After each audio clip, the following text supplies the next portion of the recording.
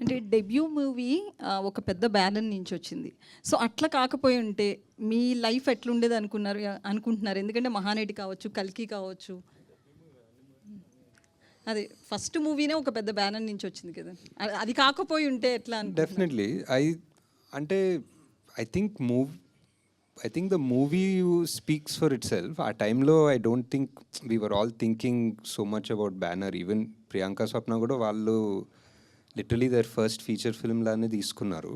So and also it was very hard because there was one rough time before that. So I think the fact that వాళ్ళు కాకపోయింటే ఎలా అనేది important more than the banner. I think because వాళ్ళు నమ్మారు సినిమాని. I don't think any other producer, even if they were from a top leading successful in-form banner, వాళ్ళు ఒప్పుకుండకపోయచ్చు సినిమాని.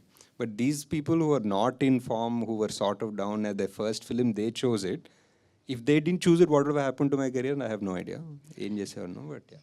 ఒకవేళ sequel వస్తే నెక్స్ట్ మళ్ళీ వాళ్ళిద్దరిని పెట్టి రన్ చేస్తారు, లేకపోతే కొత్త వాళ్ళని ఏమైనా తీసుకుంటారని అసలు ప్లాన్ ఉందని? ఎవరెవరు? మన ఎవడే సుబ్రహ్మణ్యం ఇంటర్వెల్లో ఒక సంఘటన జరుగుతుంది, దానివల్ల సీక్వెల్ అవ్వదు అనమాట. నాగేశ్వరన్ గారు సార్, అంటే నాగేశ్వరన్ గారు ప్రీక్వెల్ రాజ్ అంటే ఎవడే సుబ్రహ్మణ్యం అంటే ఒక లైన్ గుర్తొస్తుందండి, నేను డబ్బుల కోసం పని చేయను కానీ నేను చేసే పనికి డబ్బులు వస్తాయి. అంటే ఎవడే సుబ్రహ్మణ్యం గురించి ఏదైనా ఒక లైన్ అడాప్ట్ చేసుకోవాలంటే అసలు మొత్తం సినిమా స్టోరీ ఆ ఒక్క లైన్లో కనిపిస్తుంది. నేను డబ్బుల కోసం పని చేయను కానీ నేను చేసే పనికి డబ్బులు వస్తాయన్నది. మీ లైఫ్ స్టైల్ కూడా ఆ లైన్ అడాప్టేషన్ లాగా అనిపిస్తుంది, మీ థింకింగ్ కానీ మీ ఐ థింక్. అంటే యా సినిమా తర్వాత డెఫినెట్లీ చాలా ఫిలాసఫీ, నాకు తెలియని ఫిలాసఫీ పెట్టి రాస్తుంటానేమో ఆ టైంలో ఇమ్మెచ్యూర్గా. బట్ అది ఒక చిన్న బైబిల్ లాగా అవుతుంది. ఎప్పుడన్నా నాకు ఏదైనా డౌట్స్ కాన్ఫ్లిక్ట్స్ వస్తే మనమే చెప్పాం కదా ఇది, ఒకసారి మళ్ళీ గుర్తు తెచ్చుకొని ఆలోచిద్దామని అనిపిస్తుంది. సో ఈవెన్ భగవద్గీత శ్లోకం చాలా పాపులర్గా భగవద్గీత శ్లోకం, కానీ మనం ఎక్కువ ఆలోచించాం అదే ఫలితం ఆశించకుండా పనిచేయడం అనేది. సో అండ్ అది కృష్ణరాజు గారు చెప్పడం, అది ఎప్పుడు ఒక బ్యాక్గ్రౌండ్ మ్యూజిక్లా నడుస్తుంటుంది. అంటే కృష్ణరాజు గారి కెరియర్లో చాలా సినిమాలు చేశారు, కానీ ఎవడే సుబ్రహ్మణ్యం పాత్ర చాలా తక్కువ టైం కనిపించినా చాలా ఎక్కువ ఇంపాక్ట్ అనిపించింది. ఆయనకి బెస్ట్ లైన్స్ ఉన్నాయి సినిమాలో కూడా, బెస్ట్ ఫిలాసఫీ, బెస్ట్ లైన్స్ ఉంటాయి ఆయనకి. అంటే మీ మూవీస్లో అంటే సెకండ్ మూవీ, థర్డ్ మూవీలో విజయ్ దేవరకొండ కనిపిస్తూ ఉన్నారు. ఏదో నానితో ఎప్పుడు మళ్ళీ నాని ఎప్పుడు ఉండొచ్చు, నాని ఎందుకు కనిపించట్లేదు? అంటే అనుకున్నాం 1-2 సార్లు, బట్ వర్కౌట్ వర్కౌట్ అవుతుంది హోప్ఫుల్లీ. ఈ సినిమా రావడానికి ముందు అంటే ఇది 2015లో వచ్చింది. 2011లో మనకి బాలీవుడ్లో ఎలాంటి సినిమాలు వచ్చినాయి అంటే ఒక ఇన్స్పిరేషన్ అనేది మీకు ఏమన్నా తీసుకున్నారా? జిందగీ నా మిలేగి దోబారా అనేది ఆల్మోస్ట్ ఇదే కాన్సెప్ట్, బట్ వాళ్ళు ఓవర్సీస్ అక్కడ ఫారెన్ వెళ్ళిపోయి అక్కడ చిల్ అవ్వటం, అదంతా different concept. Not so much అండి. ఈ మూవీ అంటే కమింగ్ ఆఫ్ ఏజ్ టైప్ సినిమా అనుకోవచ్చు. బట్ నాకు ఇండియన్ మూవీస్ కన్నా మేబీ ఇంటూ ద వైల్డ్ అని ఒక సినిమా వచ్చింది, ఒక బుక్ ఉంటుంది, that was one of my favourites ఆ ఎరాలో. So story completely different, but that was an inspiration to an extent. ఎవడేకి అది రియల్ స్టోరీ, అది real story. So that is more of an inspiration. మన దాంట్లో ట్రావెల్ ఫిల్మ్స్ ఉన్నాయి కానీ, but not really the same genre అసలు. నాని ఈ cinema ఒప్పుకోవడానికి ముందు కొంచెం డౌన్ఫాల్ అనేది ఉంది, కమర్షియల్ సినిమాలు అనేవి కొంచెం ఫెయిల్యూర్ అవటం. సో ఆ ఓపెన్ మైండెడ్తో ఉండటం వల్ల కూడా ఈ సినిమాని యాక్సెప్ట్ చేస్తారని అనుకోవచ్చా మీరు చెప్పడం ఈ స్టోరీ అని? Definitely I think, but Nani is consistently కొత్త సినిమాలే పిక్ చేసుకుంటారు, కొత్త సబ్జెక్ట్స్, కొత్త directors. So I'm just one of them అనిపిస్తుంది. హాయ్ సార్, నేను వెంకట్ ఎన్టీవీ సార్. కలిగి తర్వాత మీరు చాలా టైం తీసుకున్నారు. ఎందుకు అంటే ఏదైనా ఒక చిన్న సినిమా ఏదైనా చేయొచ్చు కదా, చిన్న అంటే డైరెక్టర్స్ ఎవరైనా కొద్దిగా ఖాళీ టైం ఉంటే వాళ్ళ డ్రీమ్స్ నెరవేర్చుకోవడానికి చేస్తుంటారు కదా, మీరెందుకు అలా ఖాళీ ఉండిపోయారు? అంటే కల్కినే ఒక పెద్ద డ్రీము, అది ఒకసారి అయిపోయింది. కొంచెం టైంఅవుట్ తీసుకొని రికవర్ అవ్వాలి దాని నుంచి.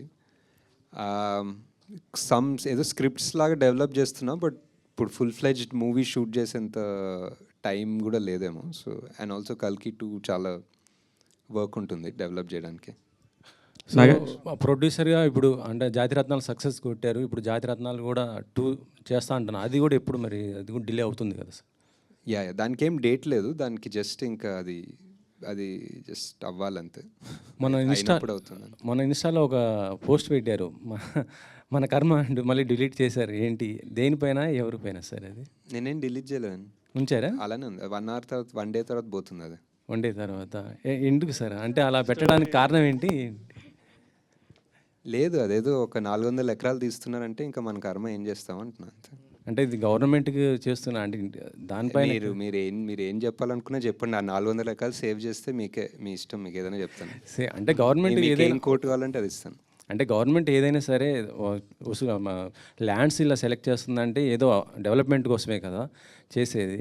సో ఇక్కడ మీకు అంటే ఆ పర్టిక్యులర్ ఏరియాలో అదొక్కటే గ్రీన్ సింక్, కార్బన్ సింక్ అనుకోవచ్చు, వాట్ ఎవర్ గ్రీన్ ఏరియా. అక్కడ చాలా ఉన్నాయి ఐటీ పార్కులు, మోర్ దెన్ ఎనఫ్ ఉన్నాయి. అండ్ నాకు తెలిసి సగం ఐటీ పార్క్ ఖాళీ కూడా ఉన్నాయి. So I feel if you really want to develop something, maybe Tier 2 cities అనుకోవచ్చు. ఐ డోంట్ నో, నాకు తెలియదండి. నేను ఇప్పుడు పబ్లిక్ దాని గురించి ఎగ్జాక్ట్ డీటెయిల్స్ ఎలా చేయాలో నాకు తెలీదు. బట్ ఐ జస్ట్ థింక్ ఒక 400 ఎకరాల చెట్లు కొట్టకపోతే మంచిది అనిపిస్తుంది. నాగేశ్వన్ గారు సార్, ఇక్కడ సార్, అంటే మీరు కల్కితో అంటే 1000 కోట్లు వసూలు చేశారు. దానికి ముందు సినిమాలు కూడా సూపర్ హిట్స్ అయినాయి, అన్నీ అంటే కమర్షియల్గా హ్యూజ్ సక్సెస్లు కదా. బట్ మీరు చూస్తే మాత్రం ఎప్పుడు కూడా అంటే మీరు ఉండే అటైర్ కానీ, మీరు వాడే కార్ కానీ, ఇవన్నీ కూడా ఏంటంటే ఒక మీరు చేసే సినిమాలకేను మీరు ఉండే లైఫ్ స్టైల్కి చాలా డిఫరెన్స్గా ఉంటుంది. అంటే ఈ ఎవడే సుబ్రహ్మణ్యం లాంటి ఈ ఫిలాసఫీ ఏదైతే ఉందో మీ లైఫ్కి అడాప్ట్ చేసుకున్నారా, లేకపోతే ఎందుకు అంత డిఫరెంట్ లైఫ్ స్టైల్ అంటారు మీరు? ఏం లేదండి, అంటే some amount of comfort, some amount of laziness అనుకోవచ్చు అంతే. ఆ రెండు కలిపి ఉంటే అలా ఉంది. And I don't like to waste things, అంటే ఊరికే ఎక్కువ తీసుకొని వాడకుండా పెట్టుకోవడం.